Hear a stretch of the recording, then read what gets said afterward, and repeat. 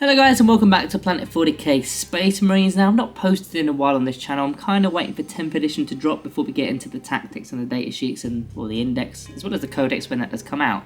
So we've kind of been waiting on that. Now we've done a few lore videos just to sort of pass the time, but we've now had some information from the Warhammer community page in regards to Space Marine chapters. So they're going to get their own detachment. So what that's going to mean is they're going to keep the Oath of Moment ability, which is their army role, the Space Marine army role, which is when you choose an enemy unit in your command phase and you can reroll with hit rolls and moon rolls against that enemy unit for that battle round.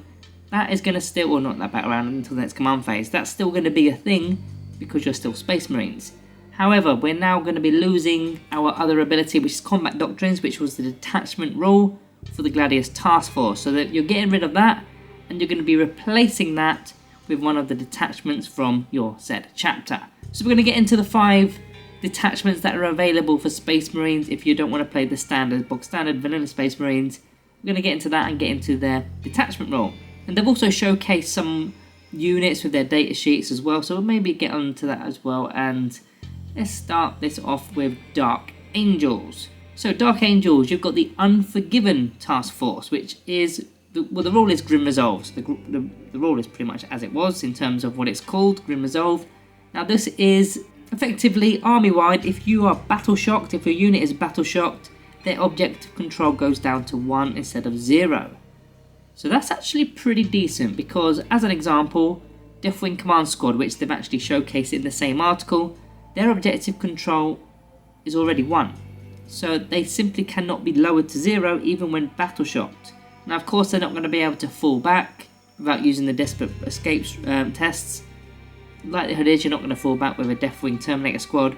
Also, you can't use stratagems on the unit, which, yeah, that is a downfall, I guess, but having objective control as 1 instead of 0 is a huge part of what, the whole point of Battle Shock, and failing Battle Shock is going to lose you some victory points in the long run, but not for Dark Angels because of Grim Resolve. I think that's a decent ability. Now, as mentioned, they did showcase the Deathwing Command Squad.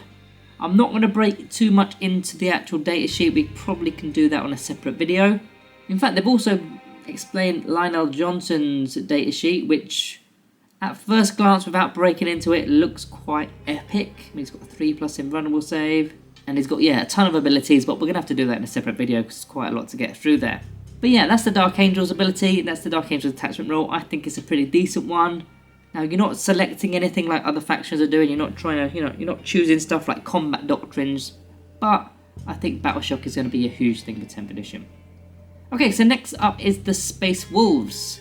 Now, Space Wolves, again, you're losing Combat Doctrines, and instead you're getting Champions of Rust, and their ability, Deeds Worthy of Saga. So, at the end of the battle round, you select, you select one of the sagas listed below. If that saga was completed by your army during the battle round, then all your models are going to gain the associated benefit to the end of the battle. That's pretty cool. So you kind of, how many is there? There's 1, 2, 3, there's 4 of them. Maybe you try to focus on one of them, but by accident you could maybe score one of the other ones, and therefore you will get the associated benefit until the end of the battle. You can only select each saga once per battle. Yeah, of course. So you've got the opportunity of taking all 4 of these throughout the battle, because they happen at the end of the battle round. Now the first one, Saga of the Warrior Born, you got to get one of your character models to destroy an enemy character model during the battle round, and if you do that, then all melee weapons equipped by your army have the Sustained Hits 1 ability. Okay. Saga of Majesty, if you control one or more objectives in your opponent's deployment zone, at the end of either of the player's turns during the battle round, and one or more of your models, character models, was within range of that objective mark. You've got to take at least one objective from your opponent's deployment zone and do it with a character, and the benefits from completing that is improve the objective control characteristics of your whole army by 1. Pretty good. I mean, let's just scroll down quickly. They've actually showed off the Hounds of Morkai. Their objective control is 1, so that would take them to 2 as an example. The third one, Saga of the Bear. If one or more of your character models were reduced to below half the amount of wounds they had during the battle round, but were not destroyed, then army-wide you get a 6+ feel no pain save. That's doable. I mean, ideally you don't want to do that one because you're going to be losing wounds on characters, but yeah, that can happen by accident, I guess. And the last one is Saga of the Beast Slayer. When one or more of your characters destroy one or more enemy vehicles or enemy monsters during the battle round, you will get melee weapons equipped with your army have lethal hits. So, long story short, this relates to virtually characters, doesn't it? So, Space Wolves need to be character heavy if you're going to be using this detachment rule, because all 4 of them require characters to gain the buffs. Now, there are plenty of characters in the Space Wolves faction anyway, some really good epic ones, so yeah, I think that one's pretty decent. I mean, once you start stacking some of these sustained hits on your melee weapons alongside lethal hits on your melee weapons, that could be pretty good if you can get those 2 off and combine those. I like that. Now, as mentioned, they've got the Hounds of Mordecai, they've got the Scout 6+, they've got a 6+ invulnerable save, but again, we'll go through this in more detail. Right, the third one, Blood Angels. So, of course, they've got Red Thirst, that's their thing. Sons of Sanguinius is their actual detachment, but yeah, the Red Thirst is the detachment rule. And effectively, on the charge, they get a +1 to the strength and +1 attacks to the melee weapons. So I think they previously had a +1 to charge, if I'm not mistaken. I did play Blood Angels at the very start of 9th, and I kind of gave up on them because, well, Necrons took over a little bit there. But that one is very standard. I mean, Blood Angels are very melee-based chapter anyway, so that's going to go quite nicely. Now, +1 to strength in 10th edition isn't as good as it was in 9th edition, because the toughness has massively changed, especially for monsters and vehicles. In fact, no, it was a +1 to wound, wasn't it? It wasn't even a +1 to the strength, so it's a lot worse than it was. A +1 to wound would be huge for 10th edition, but this is just a +1 to the strength. So even if you're, say, let's look at the Death Company, for example, and you've got a Power Fist, which is strength 8, that will take it to strength 9, but going up against some of these vehicles that are toughness 11, toughness 12, it's not going to really make that much of a difference. You're still going to wound on a 5+, whereas in 9th edition it was just a +1 to wound, so it would have been a 4+, wouldn't it? So, yeah, I can see sort of a bit of a nerf to that, but it is 10th edition, it is a brand new edition, so you've got to kind of take it and compare it to other chapters and other factions. Getting an extra attack is also pretty decent. Now, they've actually showcased 2 data sheets here. They've got the Death Company Incessors, which is, you know, kind of bog standard Incessors, but for Death Company, and Gabriel Seth as well, which wasn't that commonly used, I don't believe. He's got the leader abilities, an epic hero. You can advance and charge with the unit that he's leading. That's pretty cool. We'll need to kind of wait and see to see if he is one of them models that actually gets used in 10th edition rather than the other ones, such as Mephiston, for example. Right, on to Black Templars next. We have got Righteous Crusaders with their Templar vows. Again, it's Templar vows. At the start of the first battle round, select one of the 4 Templar vows listed below. So it seems very similar to 9th edition, but let's check out what the 4 Templar vows are. So melee weapons have lethal hits. Okay, that's obviously different because lethal hits is new. Uphold the honour of the Emperor. A 6+ feel no pain, and a leadership characteristic of a 5+. Just going to scroll down to the datasheet that they've showcased with the Primaris Sword Brethren, and it's a 6+ leadership, so taking it to a 5+. Helps for Battle Shock, I guess. Yeah, not too bad.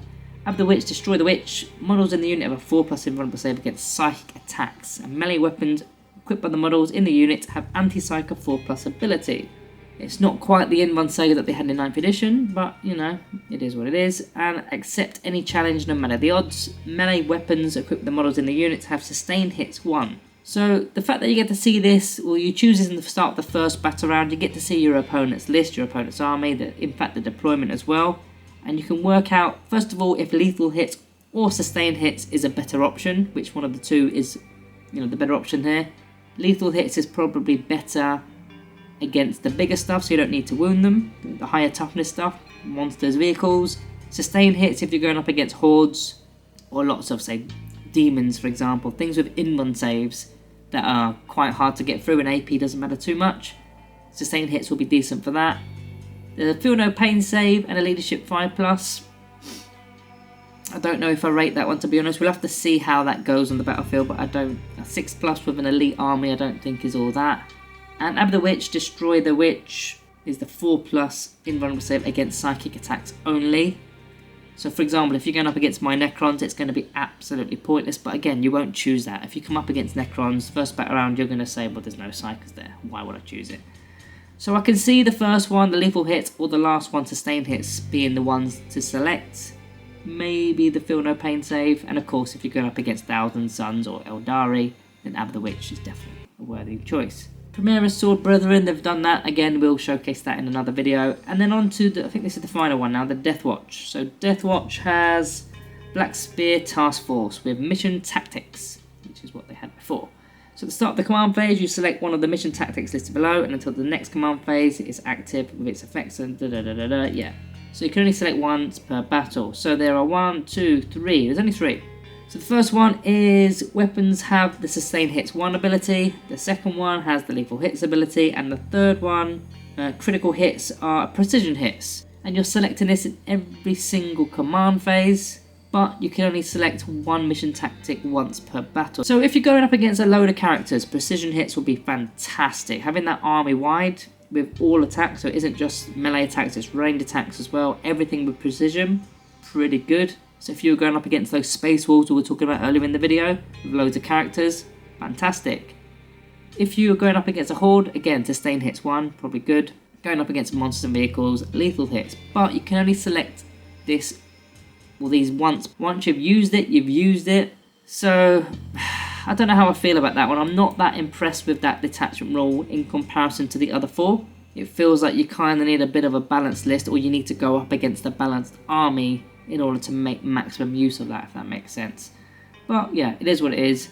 They've showcased their unit, which is the Deathwatch Veterans. And again, I'm not going to get into that right now.